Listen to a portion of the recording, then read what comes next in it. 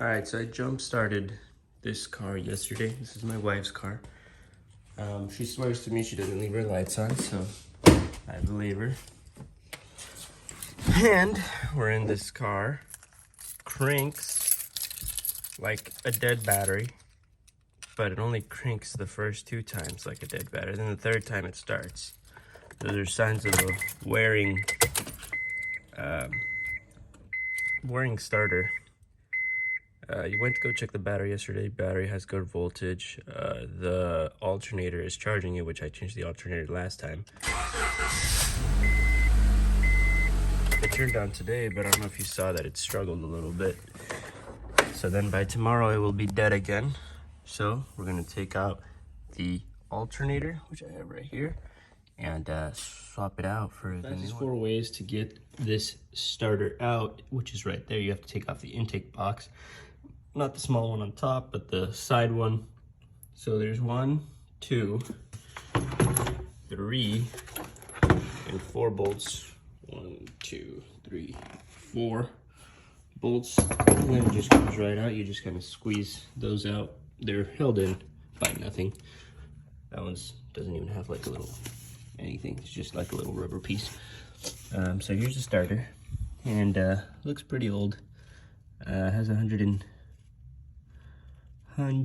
and I want to say 100,000 miles. Yeah, no, it's about to hit 100,000 miles. My other one has 140. That's why I was thinking about it. So yeah, this guy right here comes off pretty simply. Looks like it's a 2-piece. It's the bigger kind, which is interesting. Or maybe it's 2 pieces because it's smaller, whatever. Anyway, this has got to come out. So it's got its bolts here, and what I like to do to make sure I'm taking it off correctly is get the new one out. It's over here. So it looks to be the same exact starter, which is a problem sometimes. So what you got to do is 1, 2 bolts comes out, and the only other one you have to take off is this one right here that's connected to the power lead, which is right here, that little rubber boot. Slide up the rubber boot, you'll see this one. There's no need to disconnect the separate one because it comes out with it. So yeah, so this is a big unit actually. Not even for the K series are they this big. They're actually just this back piece. I don't know what this extra piece is, but it's the same. So let's get it out.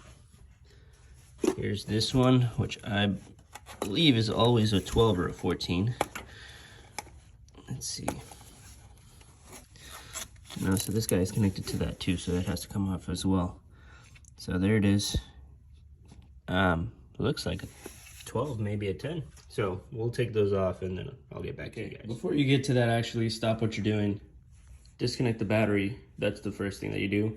I don't know if I said that in the beginning, but I'm saying it now.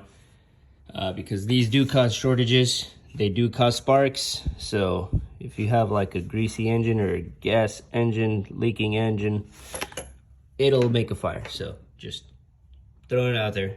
Disconnect the battery for that one. So this guy just pulls out, and then this guy is a 12, and then the 2 bolts holding it in place are 14s. So we'll get to those, which are not these. They're farther in there. You can make that one out over there. Yeah, so that's the one. Okay, so now you can see the bolt holes a little bit better. Let's get in there.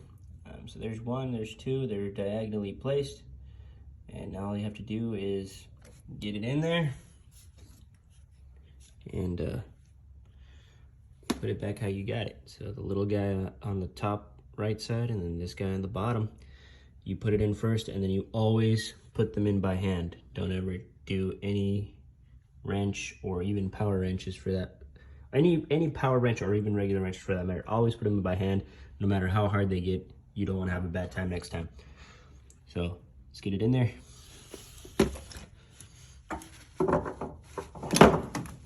And you do everything the opposite way. So you're gonna put what the hell?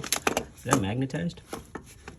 You're gonna put everything in the opposite way you got it from. So you took off the bolts last, you're gonna put those in first. Don't put these in, they're gonna get in your way. So yeah, 2 bolts, 14s and a 12. And then 10s for the intake box. So that's all you need. And also 10s for the back. Well, how does this keep getting back on there? I leave it off, but that's why I took off the negative. Because for some reason, it just keeps popping back into place, which is weird. Okay, so yeah, just like that.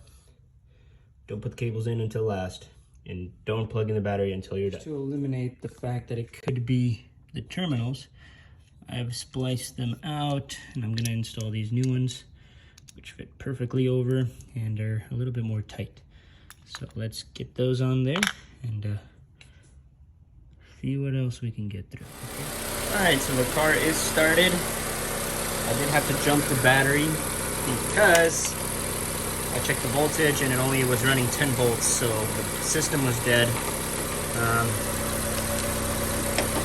This guy over here, and this guy back in here somehow. Okay. We can go in there, and then we'll secure it when I get back. Put these posts. Those aren't going anywhere. Those aren't going anywhere. I'm just gonna fasten this. It's ready to go. But yeah, this will definitely help if the terminals were a problem. But yeah, just had to fasten this up with, these are 12s and this is a 14 now. So these two are 12s, this is a 14. Everything seems to be working fine, so the connections are solid, as you guys can see. Make sure those are tight as they can go so they don't go anywhere. Car's gonna stay on for a bit, charge the system up. Hopefully it doesn't have that issue again. If it does, that wasn't the problem. So yeah, that's it for the video, guys. Catch you guys